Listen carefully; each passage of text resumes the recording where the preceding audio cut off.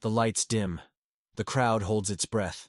A single figure stands at center court, eyes fixed, heartbeat steady, the echo of sneakers whispering against the polished hardwood floor. For a moment, time itself seems to hesitate before the world's most famous silhouette takes flight. It isn't just a jump. It's defiance of gravity, of doubt, of every limitation ever whispered by the word impossible. And in that soaring motion, a legend is born. But before the world knew him as his Airness, before the banners and the rings and the roar of Chicago's United Center, there was just a kid from Wilmington, North Carolina. A kid named Michael Jeffrey Jordan, who hated to lose more than he loved to win. Michael's story begins not under the spotlight, but under the southern sun. His childhood home buzzed with the noise of 5 siblings and the gentle voice of his mother, Dolores, balancing love with discipline. His father, James Jordan Sr., was a steady hand, strict yet warm. The kind of father who built things, taught lessons, and believed that greatness came from doing the small things right. Michael was competitive even then. Whether it was backyard baseball, card games, or racing to the dinner table, losing wasn't an option. When he did lose, the fire inside him didn't smolder. It exploded. "You can't let them beat you like that, Mike," his father once said after a backyard game. "If you want something, earn it." Those words would echo through his entire life. But in high school, that fire met its first true test. As a sophomore at Laney High, Michael tried out for the varsity basketball team and didn't make it. The coaches chose someone taller, more experienced. That rejection carved something deep into him, a scar that would become his signature fuel. Every morning before school, he'd sneak into the gym. The echo of a bouncing ball was his anthem. Sweat became his language. "They said I wasn't good enough," he'd whisper to himself between jump shots. "We'll see." He trained not for recognition, but for redemption. And by the next year, redemption came. Michael dominated the court with relentless energy, a burning precision that drew eyes and whispers. College scouts started showing up. Among them, one name stood out: Dean Smith, head coach of the University of North Carolina. A man known not for building stars, but for building character. Smith saw something in Jordan, raw talent shaped by hunger and humility. In 1981, Michael stepped into Chapel Hill, still just a teenager, but already wired for greatness. There, surrounded by future NBA names and legendary coaching, he learned the art of patience, the difference between playing basketball and understanding basketball. Coach Smith drilled fundamentals into his mind like gospel: team before ego, defense before highlight, resilience before applause. And yet, destiny couldn't wait. In 1982, during the NCAA championship game against Georgetown, with seconds ticking away, the ball found Jordan's hands. The crowd froze. The world held its breath. Swish. North Carolina crowned champions. A freshman named Michael Jordan hit the game winner. And in that instant, the world caught its first glimpse of something special. Not just a player, but a presence. That shot didn't just win a championship. It announced the arrival of a force. But no one, not even Michael, knew what was coming next. Because that single shot was only the beginning. The night was electric. June 19, 1984, the NBA draft. The room buzzed with anticipation, every name called shaping the future of basketball. The Houston Rockets took Hakeem Olajuwon. The Portland Trail Blazers went for Sam Bowie. And then, third overall, came the announcement that would change everything. With the third pick in the 1984 NBA draft, the Chicago Bulls select Michael Jordan from the University of North Carolina. He stood up with that quiet, almost shy smile. But behind it, a storm was brewing. The Bulls weren't a powerhouse then. Chicago wasn't expecting a savior. The team struggled for identity.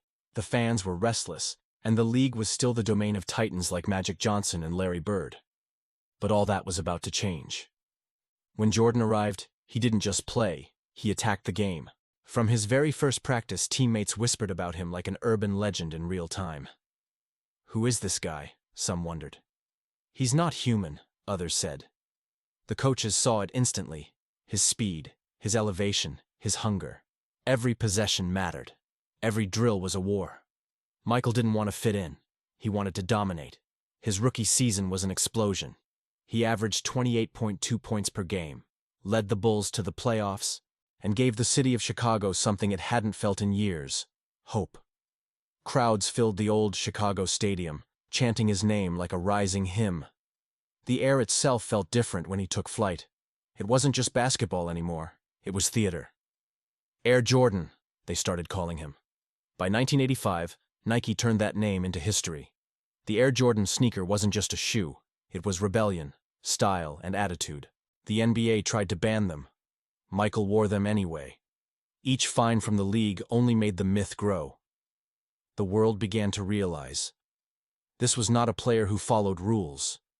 This was a player who rewrote them. But behind the fame, there was obsession. Michael's work ethic bordered on manic. He'd stay in the gym for hours after practice, perfecting his fadeaway, driving drills until his legs burned. "You can't turn it off," he once told a friend. "You don't want to. Because the moment you stop, someone's catching up." The Bulls, though, weren't yet ready to rise with him. The 1980s were a battlefield ruled by giants: Magic's Lakers, Bird's Celtics, the bad boy Pistons. Michael's brilliance was undeniable. But basketball isn't won alone. For years, he fought uphill battles, losing playoff series to stronger, deeper teams. But every loss carved something deeper into him. After each defeat, he went back to the gym. No excuses, no shortcuts. One day, he'd tell himself, "They won't stop me." Then came the defining years, 1986 to 1989. Jordan evolved from star to phenomenon. In 1986, after breaking his foot early in the season, doctors told him to rest, sit out, heal. But patience was never Michael's language. Against advice, he returned just in time for the playoffs, limping into Boston Garden to face Larry Bird's legendary Celtics. And in Game 2, something miraculous happened. He scored 63 points, 63, in the playoffs, against the best team in the world. Bird would later say, "That wasn't Michael Jordan out there. That was God disguised as Michael Jordan." It was only a glimpse, but it was enough. The world now knew exactly what was coming. The next few seasons became a cinematic reel of dominance. Jordan won scoring title after scoring title. 37 points per game one season, 35 the next. Every night, highlight reels filled with mid-air improvisations, reverse layups that defied physics, slam dunks that left defenders frozen, fadeaways that kissed the sky. And yet, something inside him burned with frustration.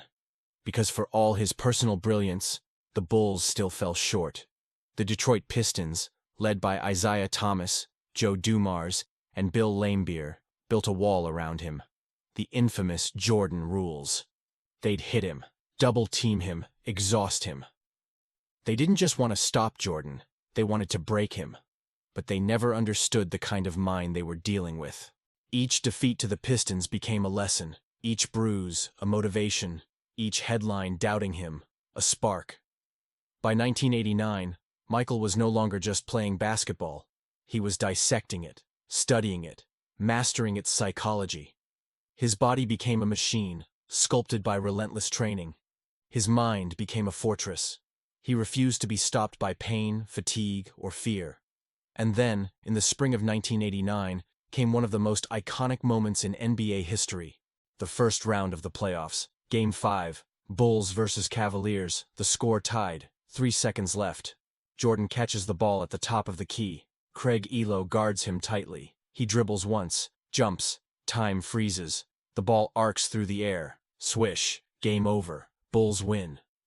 Jordan pumps his fist, screaming into the Cleveland crowd as his teammates swarm him. That single moment, the shot, became a symbol of everything he was. Pressure, precision, perfection. And yet, even then, Michael wasn't satisfied. He didn't want moments. He wanted dynasties. By 1990, the Chicago Bulls were no longer a one-man show. Under coach Phil Jackson, a quiet philosopher with a gift for unlocking egos, Jordan began to trust in the system. The triangle offense. Scottie Pippen grew from apprentice to star. The team hardened. And the man who once tried to do it all himself began to learn the truth. Greatness isn't just in rising above others. It's in lifting others with you. That's when everything changed. He and the Bulls swept Detroit in a 4-game storm of vengeance and beauty. And standing beyond the 1991 NBA Finals, the stage was set for a passing of the torch. In Game 2, Jordan unleashed one of the most unforgettable plays ever witnessed. Driving to the rim, he soared toward the basket, switched the ball from his right hand to his left in midair, and gently laid it in. The crowd erupted. Commentators lost their words. Magic Johnson could only shake his head and smile. That moment wasn't just a highlight. It was a coronation. The Bulls won the series. He stood on the court, holding the trophy, tears in his eyes. But what no one knew then, what even he didn't yet realize, was that this was only the beginning of something far greater. Because Michael Jordan didn't just want to win. Championship #1 changed everything. It wasn't just the end of a journey. It was the ignition of a dynasty. The summer after that first title, Michael didn't rest. While the world celebrated him, he returned to work. Mornings began before sunrise. The rhythm of a bouncing ball echoed through empty gyms as sweat darkened the hardwood. He trained as if he hadn't won a thing, because in his mind, he hadn't done enough. Success, he'd often say, isn't permanent. You stop pushing. You stop being great. The 1991-92 season began with the Bulls looking unstoppable. Jordan played with a serenity that only champions carry, the confidence of someone who knows exactly who he is. Yet there was no arrogance in his eyes, only obsession. Game after game, he dismantled opponents. And when the finals came around again, against Clyde Drexler's Portland Trail Blazers, the world watched to see if he could repeat. He didn't just repeat, he ascended. Game 1 of the finals became legendary. Jordan hit 6 3-pointers in the first half alone. After the 6th, he simply shrugged to the commentator's table, an expression that said, "I don't even know what's happening either." The crowd lost their minds. It wasn't cocky. It was magic. A man so locked into greatness that it became effortless. The Bulls claimed their second title. And then, in 1993, they did it again.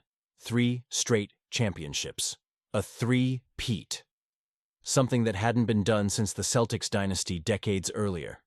Michael Jordan was no longer chasing greatness. He was greatness. But behind the fame, the endorsements, and the highlight reels, the weight of constant attention began to crush him. The endless cameras, the media scrutiny, the pressure to always be perfect. It wore at him. Then, in the summer of 1993, tragedy struck. James Jordan, Michael's father, mentor, and best friend, was murdered. The news broke the man who seemed unbreakable. His father had been his anchor, his reason. Every championship celebration, every milestone had been shared with him. And now, he was gone. Michael disappeared from the public eye. He didn't talk to reporters, didn't explain. Then, just months later, he did something no one could comprehend. He retired from basketball.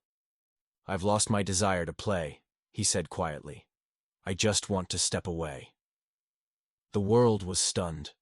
The king had left his throne, but Jordan wasn't done competing. He just needed a different arena. Baseball had always been his father's dream for him. So, in 1994, he traded his sneakers for cleats and joined the Birmingham Barons, a minor league baseball team in the Chicago White Sox system. Critics laughed. Fans were confused. Yet Michael's purpose was clear. He wasn't chasing fame, he was chasing peace. Every morning he arrived early, taking extra batting practice, fielding grounders in the dusty Alabama heat. He struggled, yes, but he never quit.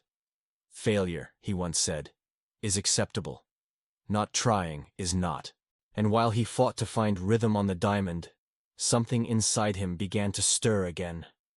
The old pull of the court, the familiar echo of the ball, the scent of polished floors. The fire hadn't gone out. It had only been waiting. Then came March 1995. 2 simple words sent shockwaves through the world. "I'm back." No speech, no spectacle. Just a fax from his agent with those 2 words. The return was cinematic. Number 23 stepped back onto the hardwood, older, wiser, hungrier. Though the Bulls were not yet the powerhouse they once were, his presence changed everything. They fell short in the playoffs that season, but everyone knew what was coming. The next year, 1995-96, the Bulls rewrote history. With Jordan leading, supported by Scottie Pippen and a new weapon, Dennis Rodman, they tore through the league, finishing with a 72-10 record, the best in NBA history at the time. That team wasn't just dominant, they were poetry in motion. Jordan wasn't simply scoring, he was orchestrating.